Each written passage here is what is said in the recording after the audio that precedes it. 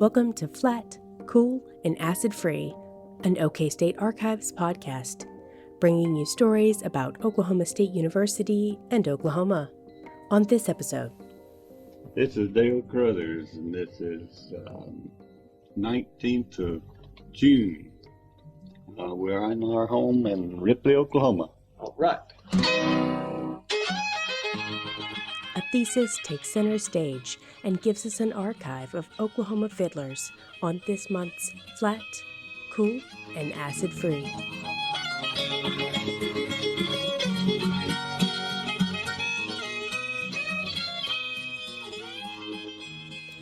The music contained herein is not the commercialized, profit-motivated, or slick studio-produced music that presently abounds. Rather, it is music played by the amateur musicians who play for the satisfaction and the amusement of family and friends, stated Jim Renner in his thesis published in 1979. With a youth grant from the National Endowment for the Humanities, Jim, an OSU graduate student and fiddler himself, combined his interests in folklore, fiddling, and geography to create an archive of Oklahoma fiddlers and evaluate the geographic impact of Oklahoma's fiddling traditions.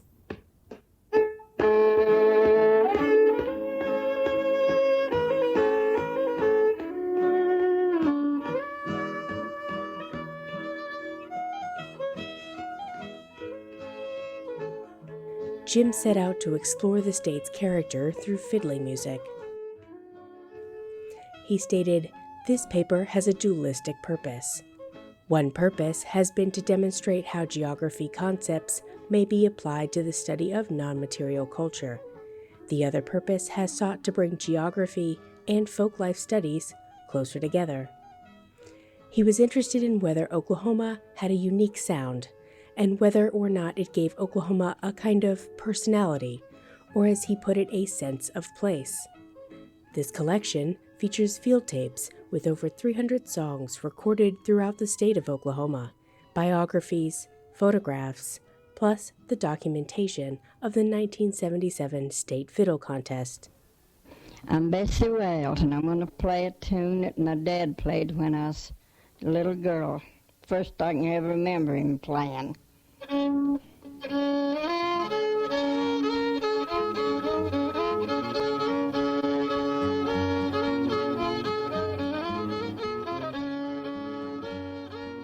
Joining me today is Sarah Milligan, head of the Oklahoma Oral History Research Program for the OSU Libraries, and we are talking about the sounds of a place. Tell me a little bit about the work you have done with the OOHRP team. The OHRP, the Oklahoma Oral History Research Program, which is a department here at the OSU Library, goes out and records first-person perspectives of events and culture and just all about things in Oklahoma. So we talk to people who have lived through specific areas or communities or just things that have been pivotal in the state.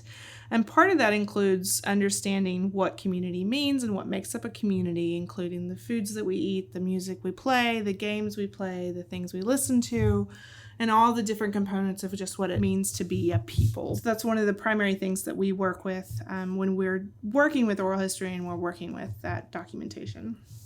So you talked about telling the stories of Oklahoma. You have Amplified Oklahoma. Let's talk about that for a minute. Right. Amplified Oklahoma is a podcast that, I think we just finished the circuit for our second year in production, where we draw on interviews that we have done through the OOHRP archives, which we have somewhere around 1,700 interviews now to be able to draw on in our just over 10-year history as a department. And we basically pull out a thread or a theme that we want to be able to highlight, and then we have some sort of expert to help frame that topic from that research, those primary source materials that we have in those interviews. Before you came to Oklahoma, you worked in Kentucky. Talk to me a little bit about your time in Kentucky and the oral history projects that you did with musicians. Right out of graduate school, I worked for the Kentucky Folk Life Program, which is a program looking at the folk life and folk studies, folklore, all of those are sort of the same meaning, of the state of Kentucky. And one of the primary jobs I had working as a folklorist in the state of Kentucky was working not only with communities to look at what those living traditions were, which means the things that we carry within our family and within our community that we pass on from generation to generation that sort of live through the generations in different formats, but also things like music. And Kentucky has a really, really rich music tradition. I mean, anybody who knows anything about bluegrass or old-time music, Kentucky is sort of a mecca of a place for those roots of those musics. And so we also worked a lot with, for example, fiddlers, mandolin players, people who really root those. And with fiddlers specifically, there's a lot of things that were going on legacy-wide there that you could sort of see in the different generations of people who would sort of pass that love of music down from generation to generation. There's still really active fiddle contests going on there. There's still a lot of like Bill Monroe homesteady things going on in his birthplace. And Rosine, you can go get an RC Cola and a moon pie, go sit on the porch. I mean, it's still really a very active scene. And the biggest part, I think, what we were doing with the documentation end of that is we were really stepping into the shoes of people who've been doing this documentation work with traditional music for generations now. And not just in the South. I think a lot of people know more about what's been documented in the South because of people like Alan Lomax. And for folklorists like me, like Alan Jabor is a pretty pivotal, especially with fiddle music documentation. Just basically, it's what you think about as someone has like the reel-to-reel player and they're just going from town to town going, do you know any music? And recording those songs and then really studying to look at see what music and how it was passed on either from community or people and how that changed over time and all this kind of stuff. So it's really fascinating. And some of the work that we did was basically to continue that on. We worked with people to understand how they learned music and how they got better at it and how they shared it amongst themselves, either active fiddlers or how did they encourage the next generation of musicians to carry on forward and how people rose to the top or how they didn't, and just sort of what pieces of that were pushed on in all those different sort of migratory ways.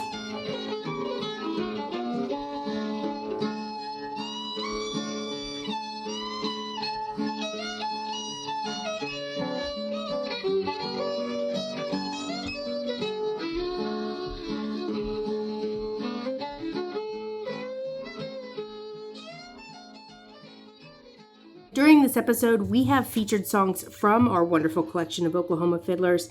What is it about the sound of a place that completes the story of us as people?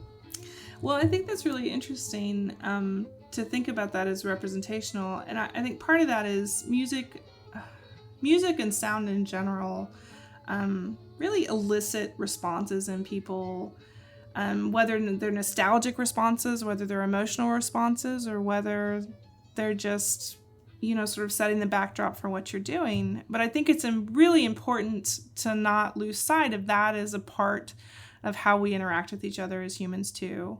And especially with what this collection was trying to do and the response of that, I think you're looking at what people in Oklahoma during the time period that he was documenting this material, it's more than just the musical pieces of that. That musical pieces of that are valuable in lots of different ways standing alone, but if you look at them paired with who was doing the playing and where they were from and who they learned from and sort of the stylistic differences from the person 20 miles away playing the same song or the generation before playing the same song. So if you're able to look at that snapshot in time and you have information about those people as human beings that are playing that music, the richness of what you can understand about community, about place, about culture is all embedded within that.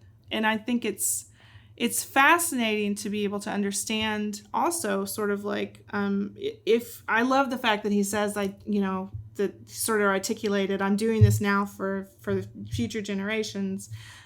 Because if we look at this now and we went out and we looked in the same communities and we looked at the same families who maybe had passed down those different music traditions, we would see changes. We would see changes in the styles they played, in the ways that they highlighted specific notes, if there were words that went along with it, and the changing in vocabulary of things. Held a bow. Yeah, exactly. Mm-hmm. And just the all those different components. And that also tells us about the way things change over time and the values people place and how that reflects society and culture, either microculture, macroculture.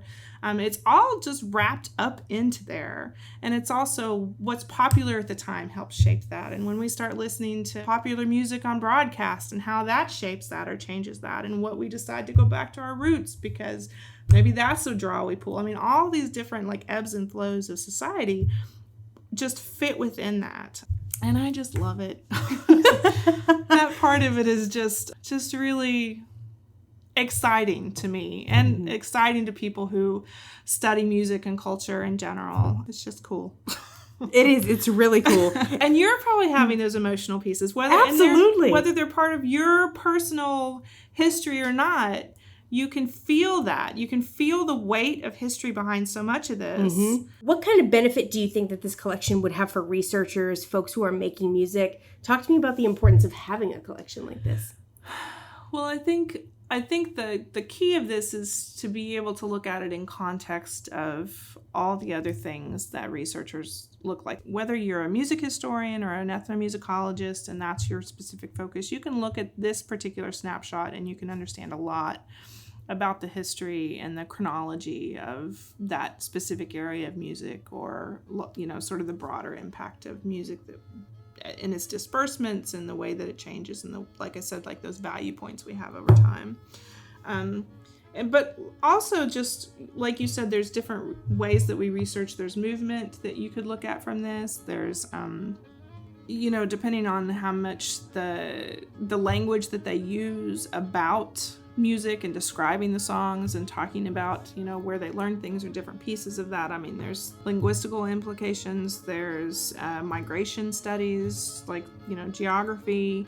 There's all these things that are sort of wrapped up in these little puzzle pieces of this, where this person, as he documented various areas of Oklahoma from this specific core set of research. Because the way that someone talks about one thing in eastern Oklahoma is going to be different than the way they talk about the same type of music or the same thing is probably different than in western, or there's similarities. And whether there's similarities or differences tells us a lot of things about what was going on then. I think the obvious part is to look at this and be like, oh, musicians are really going to get a kick out of this. But it is much broader than that, and it's much deeper than that, and it's much richer than that. I think that to hear the music that these people played, to hear that it was music from the heart and from their home. All of these recordings were done at where they lived, and time was spent with each fiddler, and we talk about their life and how they got to where they are, and the music of their life. And that's what, for so many of them, that's what fiddling was. It was a way of life, and it reflected their lives. This archive was created to save something of worth today for tomorrow. Jim Renner.